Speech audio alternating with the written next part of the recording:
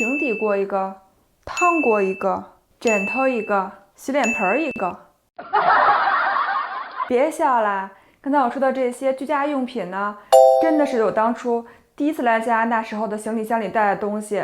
我那会儿真把加拿大当大农村了，而且那会儿啊，汇率高，觉得什么东西价格呢都要乘以6、7倍，就想着能多带点就多带吧。况且人生地不熟的，一开始没有车，坐一次公交车手提呢也提不了多少东西啊。我是静香，在大家的支持下呢，我的频道粉丝破5000啦，谢谢各位！我也会继续努力制作可以帮到你们的视频。如果你已经拿到加拿大签证，准备前往加拿大学习或生活，那么你肯定会考虑到需要带点什么东西过来呢？贵重物品和重要证件一定要放在登机箱里，其他可有可无的东西呢，放在托运箱里就行了。这个常识大家都应该知道的啊。第一点，首先说一下重要证件。重要证件的原件呢，比如货照、国内的驾照原件和复印件都要带过来。你也应该把你的国内的学历和学位做个认证，同时带着原件和复印件过来。可能你会问，为啥还要带上复印件？来这边再复印不就行了？我说这些呢，主要是考虑到，因为你刚来这里对哪儿都不熟悉，专门为了打印呢，还跑出一趟不值得。在国内很容易做好的事情呢，不如就提前做好了。刚来到这边呢，可能你会无暇顾及一些小事儿，想复印的话，也不急着买台打印机，你可以看你学习工作中的需要再定。偶尔打印呢，可以去 Staples 和一些私人打印店。如果你在 Staples 打印呢，打印一张 A4 黑白的大概是0.12加币一张。如果你刚开始来就想找工作，也可以提前打印好一些简历过来。如果在国内做过一些重要的疾病的治疗，建议把这些病历记录呢也带过来。在你找加一的时候呢，第一次见面可以给加一作为参考。第二点，电子设备和配件。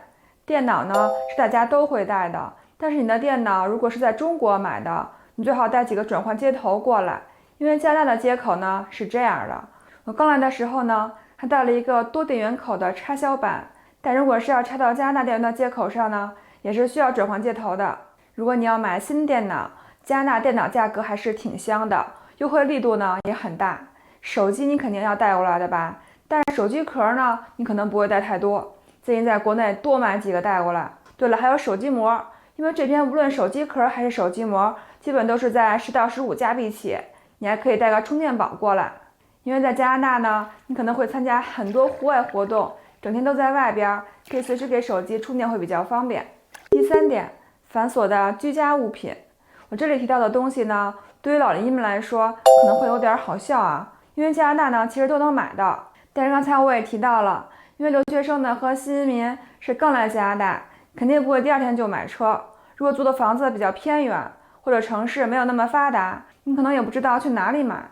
尤其如果你是在冬天第一次来加拿大，你可能并不想大冷天的找路找车采购。但是一些日常用品呢，是你每天都要用的，所以还是提前准备好踏实。比如炒菜用的平底锅。为什么要强调平底锅呢？因为加拿大很多房子里的炉灶呢都是电炉灶，不是明火的，所以平底锅会更合适。还有汤锅、勺子、叉子、碗筷这些，以及洗澡用的，可以至少使用1个月的洗发水、沐浴露、香皂，以及洗面奶、面霜、刷牙杯、牙刷、牙膏、香皂托。其实你就想着你要去旅游，临时住宾馆的时候带什么，第一次来加拿大呢，肯定要带那些东西。枕头、被褥呢也是建议带，因为这些东西呢比较沉，没有车你很难自己扛回来。如果你是在5月到8月过来加拿大，建议带一瓶防晒霜以及防晒衣，因为加拿大的紫外线呢还是比较强的，很容易会被晒黑。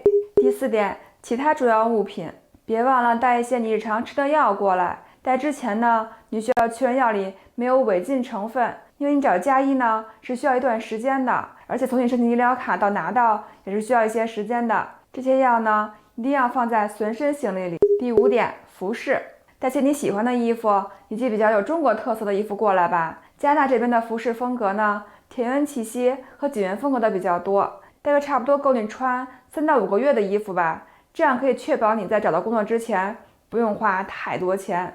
但是冬天的羽绒服呢，还是建议要直接带过来，除非你想直接买加拿大鹅或者始祖鸟，这些比你在国内买会便宜很多。否则呢，在你度过了加拿大的第一个冬天里，你并不一定能买到自己喜欢或者划算的羽绒服。而且如果你就是冬天来到加拿大，那么在你去买衣服的路上呢，也得穿个厚衣服啊。对了，如果你是来温哥华，别忘了带至少2把雨伞过来，因为冬天用到的几率比较大，一把很容易坏。雨鞋呢，建议在这边买，因为质量会比较好，雨季也很容易买到。如果你刚来这儿就要找工作，准备面试，那么你还需要准备一身正式的服装。关于鞋呢，肯定要带一双休闲鞋和一双正式一些的鞋面试用，以及一双拖鞋。特别厚的鞋就不用带过来了，因为估计你带过来的鞋根本不够保暖，不如在这边直接买，质量好也便宜。如果想让你的行李箱能装更多的衣服呢，可以买几个真空袋。最后我要说，你要带过来的最重要的东西就是耐心。加拿大人办事儿节奏慢，所以开始申请证件时呢，你可能要等比较久的时间才会拿到。新移民刚来时找工作呢，也不是那么容易就会找到让你满意的工作的，这些都需要你有充足的耐心。先别走呢，还有件更重要的事儿。